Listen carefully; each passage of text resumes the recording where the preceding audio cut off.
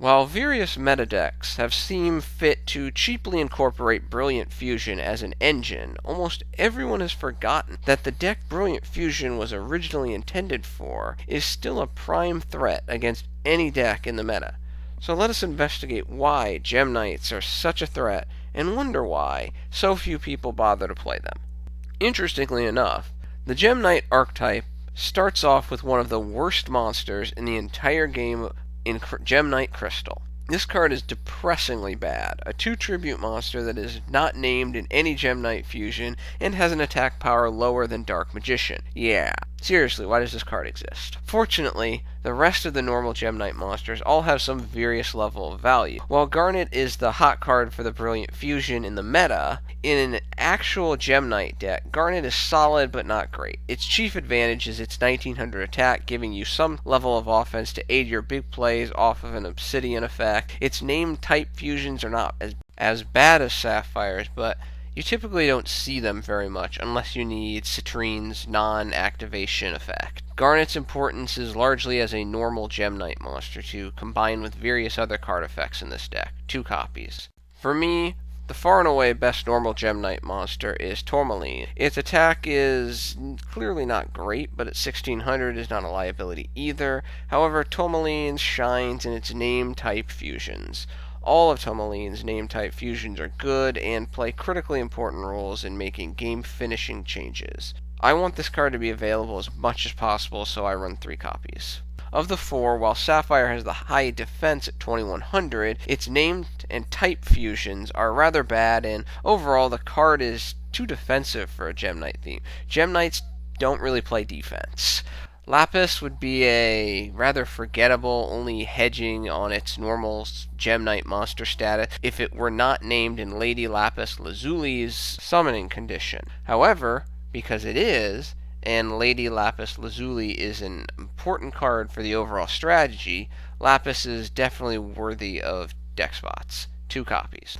The Gem-Knight effect monsters are actually a nice hodgepodge of effects to build a variety of deck strategy. However, not surprisingly, as it is always, I think there are some overwhelmingly better Gem-Knight effect monsters than others. I'm not a fan of Alexandrite because while Tourmaline is the best of the normal Gem-Knights, it certainly is not anywhere near important enough to run this card because it requires the normal summon. Basically, its search effect does not search anything important enough for the cost associated. If Sardonyx were a standard effect monster instead of a Gemini effect monster, it would be significantly better. The problem is that the most effective Gem-Knight builds do not have the capabilities to manage Gemini monsters effectively, which reduces the effectiveness of this card. If Emerald sent to the graveyard instead of banished, then it would be an interesting possibility. The problem with Emerald, though, is while it has combination potential, that potential is almost annihilated by Gem-Knight Fusion being so amazing. I'm not a big fan of Gem-Armadillo because it has some inefficiencies associated with its fusion material status not being a Gem-Knight card, but I certainly appreciate its value as a +1 and critical selective searching ability. Also, despite its restrictions and my valid criticism, this card still can be useful as fusion material. Amber has combination potential, but its potential is too complicated in my taste. Iolite has a great combination potential with Amber, but competes with Gem-Knight Fusion in the context of banishing from the graveyard, which makes it a significant liability in my mind. Gem-Knight Turtle has a very useful effect. Unfortunately, it's incredibly slow. Too slow for my taste. Why couldn't Turtle's effect activate when sent to the graveyard instead? Obsidian is a staple at 3 in all Gem-Knight decks because it is essential to expanding your fusion combos and maximizing the usefulness of Gem-Knight Fusion. Gem Merchant is just bad, skip it. Elephant is even worse than Merchant. Crystal Rose is one of those cards that I go back and forth on because it really does not help the initial attack, but it is nice to initiate a second major attack rush if the first one fails. With that said, in my experience, there are better cards to help Gem-Knights win more consistently, so I don't run Crystal Rose. Lazuli is not as important as Obsidian, but is still very important to increase combination potential, and should always be run at 3 in my opinion. Not surprisingly, the fusions are really hit or miss, but mostly hits. Lady Brilliant Diamond is typically your chief target with Brilliant Fusion due to the resource expenditure required to summon it. While a 3400 attack bruiser on its own, Lady Brilliant's real talent is the ability to take a lowly Gem-Knight monster from the main deck and promote it to a much more valuable fusion monster, or swap a fusion monster for another fusion. This effect really took Gem-Knight to the next level. I like running 2 copies. Master Diamond is also a solid fusion monster for a fair amount of the time, can even get over Lady Diamond's attack power, giving you the potential to get over attack augmented monsters, or monsters like Ultimate Falcon. However, while the attack power is nice, like Lady Diamond, the effect is really the important part of this card. Master Diamond is one of the 2 critical pieces in inflicting effect damage to the opponent, especially in combination with Lady Diamond. Master Diamond can also copy other effects, most notably Prismaura and Topaz for card destruction, heavy damage. However, despite these advantages, I only run 1 copy due to deck space, and it is a secondary finisher summons, not a primary summon, thus multiple copies aren't really valuable. While Zirconia is only generic, it is very important because it requires a Gem-Knight and a Rock-type monster, which means that it will be your prime target for Gem-Armadillo.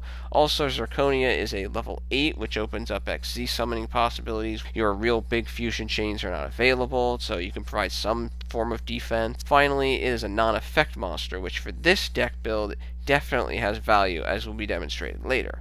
Prismaura is also a nice choice, as it's basically a free +1 against face-up cards due to the recursion effect of Gem-Knight Fusion. While its attack is a little low, the destruction effect more than makes up for it. 1 copy. Citrine is the Gem-Knight answer to Armades. With Cosmos a major part of the meta, 1 copy is appropriate to ensure far less annoyance, because getting over Cosmos can be a pain in the neck otherwise. I don't like Amethyst in the main deck because its only real purpose is to neutralize back row, which is not widespread in most decks. Side decking a single copy makes sense for those times when you run into back row heavy decks to clear the way for big damage plays. The main problem with Amethyst is that you have to send it to the graveyard to get its effect. Ruby can climb to an incredible number from an attack point perspective, but this raw attack power, along with the piercing, is of limited value. Lady Diamond and Master can do most of the heavy lifting with regards to destroying things as a result of battle, or another little card I run in this deck. Thus, I have no real reason to run or side Ruby. Topaz is a fantastic card in this deck. On its own, it's a double attacking 1800 hitter that will almost always deal at least 3600 damage due to its effect damage effect. Send this card to the graveyard via Lady Diamond or as part of a fusion and bring out Master Diamond. Copy Topaz's effect. Master's Diamond suddenly will deal at least 3100 damage and will commonly do at least 6200 damage by itself. However, I only run 1 copy because of extra deck space issues, but I certainly would not frown or begrudge upon anyone who chooses to run 2. Aquamarine is the worst fusion of the bunch, as there is little it can remove that Prismaura cannot, and if you're back row hunting, summoning Amethyst is much better. Lady Lapis Lazuli is a fantastic monster to generate that effect damage that will commonly put you over the top and end the duel. The cost of sending a monster from the main or extra deck to the graveyard is to your advantage, because commonly you'll be sending Gem-Knight Lazuli, which will net you another normal Gem-Knight from the graveyard to your hand, allowing you to more than likely further expand your fusion plays. I run 2 copies. Lady Lapis's effect with Master Diamond is also common practice for ending a duel faster. While Seraphiniat is the darling of the meta, it is rather bad in Gem-Knight decks. The problem is that the second normal summons is rather pointless for Gem-Knights, because fusion is where it's at, and the additional normal summons is typically rather irrelevant. The only time when double summoning could begin to make up for the resource expenditure of summoning this monster is summoning a second Gem-Armadillo, and that occurrence is far and few between. Incidentally, I would love to see this card banned to eliminate the brilliant fusion engine from all decks that are not Gem-Knight. Gem-Knight Pearl is not good enough for this deck, especially due to the extra deck space issues. With a decent hand, 1 Gem-Knight fusion can lead to 3 to 5 fusion monsters. Yeah, it's that crazy. The only goal of a Gem-Knight deck really is getting Gem-Knight fusion into the hand as fast as possible, because with it, the deck can beat any other deck in the game. Without it, it can be beaten by basically any other deck in the game. Note, when banishing for the effect, always banish normal Gem-Knights last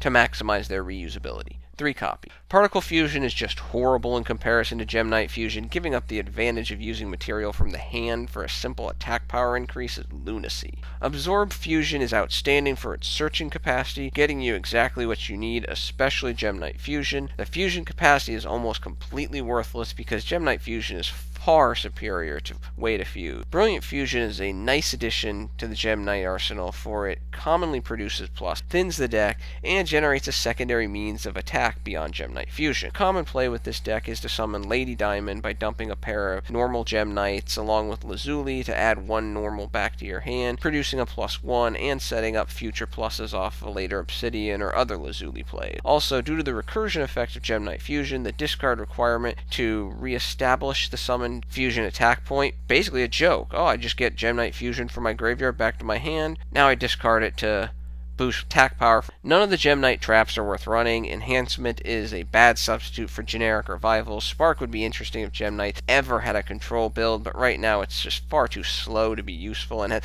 nothing to do with fusioning, which is a big yellow flag. It would have been nice if Pyroxene had some extra effect to compensate for the slow aspect of being a trap. Finally, Fragment Fusion is Gem-Knight's Miracle Fusion, but as a trap it's a little too slow for this deck to be running. All of the monsters are taken care of. No non-Gem-Knight monsters in this build, thus moving on to the spells. First, I don't run any staples, as Regeki is typically not needed for monster removal due to the wide variety of fusion monsters available to Gem-Knights to accomplish this task, and Soul Charge is a liability due to the lack of a battle phase, although some may run it due to the burn effect of Lady Lapis Lazuli. For the spell cards I do run, the important issue is speed, to get Gem-Knight Fusion into the hand as fast as possible, while still allowing special summoning. Thus, Pot of Duality is a no-go. I run the one allowable copy of Upstart Goblin, because the extra 1,000, and 3 copies of Twin Twister to get rid of that annoying background. Also, I run 1 copy of One Day of Peace, because Gem-Knights are a big combo deck, and 1 day can mean the difference between winning and losing. With 7 normal monsters, I like running 1 copy of Dragon's Mirror to bring out the First of Dragons for quality field control when things are not going well, 1 copy of Unexpected Dai to bring out the normal Gem-Knights to start plays. The concern I have with this card and why I only run it 1 is it's rarely useful outside of the primary attack push, because Gem-Knight normal monsters can't do much outside of being fusion material. Also, due to the field control and recovery capacity of Pendulum, Cosmos, and Monarch, Gem-Knights need to end duels as fast as possible because their monsters lack innate card effect defense. Thus, I run 3 copies of a forgotten classic that was once limited to 1, United We Stand. Commonly increases the equipped monster's attacks by 2,400 to 4,000. Can United clog at 3? Definitely, but it also significantly enhances winning probability. Finally, I run a rather useful in my experience yet seemingly dismissed card, despite the demographics of the deck, White Elephant's Gift. Elephant is quite simple. Send a face-up non-effect monster to the graveyard, draw 2 cards. Remember, speed in this deck is super important, and using up a normal summons to increase the probability of drawing Gem-Knight Fusion is a trade-off I wish to make every time, and has been very productive in my experience. Elephant works great with Obsidian special summoning effect, and Brilliant Fusion through summoning Zirconia. Hey, you're a non-effect monster, you may be fusion, but you still don't have an effect. White Elephant. With no once per turn effect to limit its efficiency, I like running 3 copies. For the last 2 cards, there are a wide variety of options someone can run. For me, I like running 2 copies of Creature Swap for the following reasons. First, removing annoying obstacles like a quality stall card, for example Wicked Witch, or a heavy floater monster that will significantly increase the probability that you OTK the opponent. Second, sometimes you just draw badly with this deck, and Creature Swap can help advance the duel in your favor while you continue to move through your deck looking for that Gem-Knight Fusion. Outside of the previously mentioned Gem-Knight Fusions, my extra deck also carries the obvious 1 First of the Dragons, 1 copy of Divine Dragon Knight Felgrand, 1 copy number 23 Lancelot, Ghost Knight of the Underworld, number 39 Utopia, Utopia the Lightning. Overall, Gem-Knights are a fast duel deck in the context that if any Gem-Knight duel goes beyond turn 6, both players have had 3 turns each, then both players must have drawn horribly. Some people like to refer to Gem-Knights as a glass cannon deck due to this characteristic, which is fairly apt. While good players make this deck look effortless, understand that it does take some intelligence to run, knowing how to best use your resources to maximize your play potential, because you won't have a lot of defense. One piece of advice is go second as often as possible with this deck. It hates going first. I reason only Yosenju hate going first more than Gem-Knight. Well, that's my Gem-Knight deck. Thank you for your attention and your time. I'm out.